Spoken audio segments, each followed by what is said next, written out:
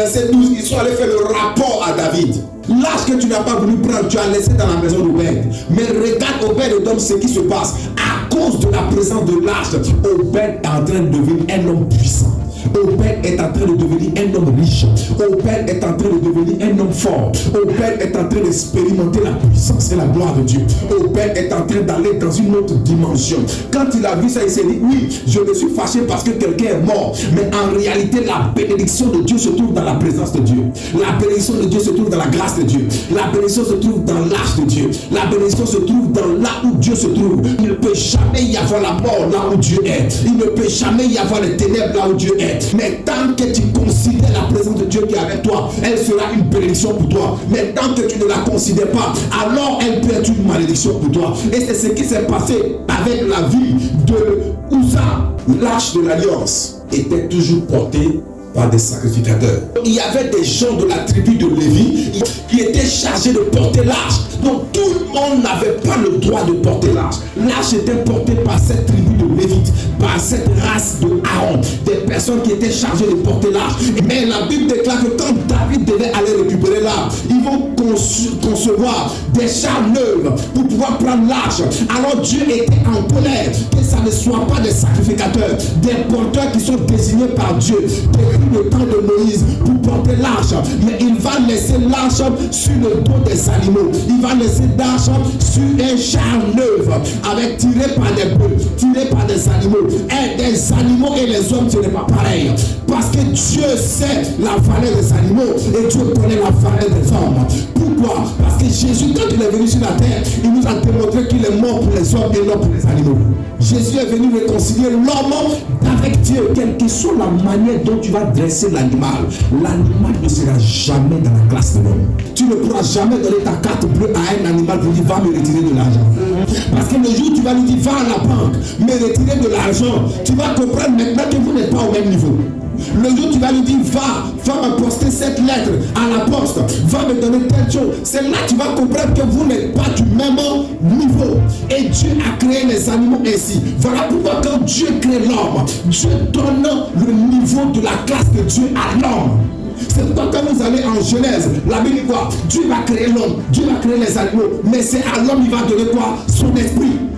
Il va donner son esprit pour que l'homme devienne comme lui Dieu. L'homme soit comme Dieu. L'homme soit de sa position. L'homme soit de sa nature. L'homme soit dans la divinité. Voilà pourquoi la Bible dit que vous êtes des dieux. Pourquoi Dieu nous amène à son niveau? Pour qu'on comprenne qu'on n'est pas un homme animal. L'homme spirituel arrive à comprendre cela. Et l'homme spirituel c'est qui? C'est celui qui porte Dieu. C'est celui qui ressent Dieu. C'est celui qui connaît la présence de Dieu. Que l'arche n'est pas censé être sur le dos des animaux. L'arche n'est pas censé être sur le dos des taureaux. L'arche n'est pas censé être tiré sur un char neuf. L'arche est censé être porté par des hommes, porté par des sacrificateurs, porté par des gens qui craignent Dieu. La Bible dit dans 2 Samuel 6 à partir du verset 11. Quand ceux qui portaient l'arche de l'Éternel, la Bible dit quand ils ont fait seulement les 6 premiers pas, on sacrifia en même temps il a sacrifié un bœuf. Et un veau gras.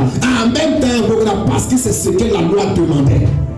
Amen. Mais quand il le met sur le dos des taureaux pour tirer, combien de pas un taureau fait? Il a 4 pattes. Donc quand il bouge un peu là, c'est au moins une dizaine de pas. Amen. Alors que les gens qui portent l'arche, minimum 4, les 4 sont obligés de marcher d'une manière synchronisée. Parce que si vous n'avez pas de pas coordonnés, ce que vous portez tombe. Quand vous n'avez pas de pas coordonnés, ce que vous portez est renversé. Et les animaux n'ont pas de pas coordonnés. Les animaux ne se regardent pas pour courir. Les animaux ne se regardent pas pour marcher. Les animaux agissent à l'instinct animal. Mais l'homme agit à l'instinct de Dieu. Voilà pourquoi Dieu va frapper Uza parce qu'il a voulu empêcher les animaux de ne pas glisser. Pourquoi? Parce qu'ils n'étaient pas habilités à le porter. Mais les hommes qui étaient habilités savaient comment marcher, savaient comment porter. Et la Bible dit que lorsqu'ils ont fait 6 pas, il va sacrifier les animaux. Dieu cherche des hommes qui vont marcher avec coordination de la présence de Dieu.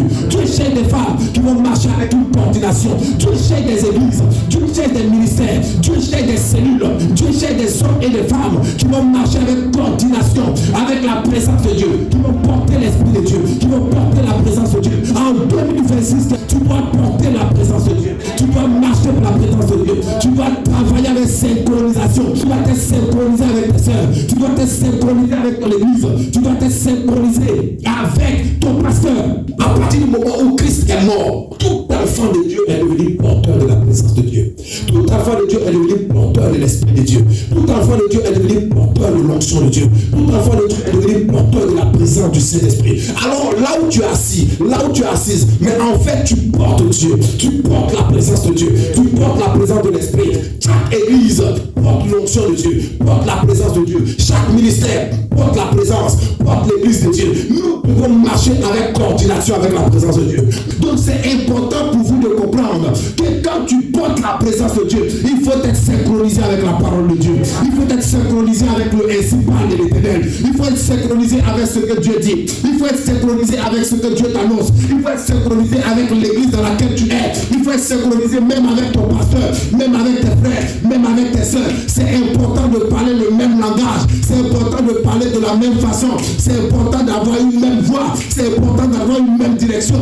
Mais on ne peut pas être ensemble. Toi, tu vas à gauche, l'autre va à droite. En fait, tu ne sais pas ce que tu veux. Ce n'est pas normal. En 2026, ceux qui porteront la présence de Dieu, c'est ceux-là qui iront loin avec l'Esprit de Dieu. La présence de Dieu n'est pas seulement une sensation. La présence de Dieu, je le répète, n'est pas seulement une chair de poule que tu peux sentir ou un feu. La chair de poule, tu l'as parce que Dieu est là. Tu l'as parce que le Seigneur est à l'œuvre. Tu l'as parce que Dieu se manifeste. Donc tu dois comprendre, de la même manière tu la sens ici. C'est comme ça elle t'accompagne chez toi. C'est comme ça elle t'accompagne au travail. C'est comme ça elle t'accompagne dans tes affaires. C'est comme ça elle t'accompagne même quand tu es en train de manger. Aujourd'hui, on n'a pas besoin de fabriquer une arche, mais l'Esprit de Dieu habite en toi par le nom de Jésus-Christ. Et le nom de Jésus que tu portes, quand tu marches, c'est Jésus qui marche. Quand tu parles, c'est Jésus qui parle. Quand tu agis, c'est Jésus qui agit. C'est pourquoi Paul pouvait dire, si je vis, c'est plus moi qui vis, mais c'est l'Esprit de Dieu qui vit en moi. C'est Jésus qui vit en moi. C'est Jésus qui parle en moi. C'est Jésus qui œuvre en moi. Donc la présence de Dieu, tu n'as pas besoin de prier pour la ressentir. Tu n'as pas besoin de jeûner pour la ressentir. Mais en fait, que tu es chair de poule ou pas, que tu aies une chaleur ou pas, l'Esprit de Dieu habite en toi.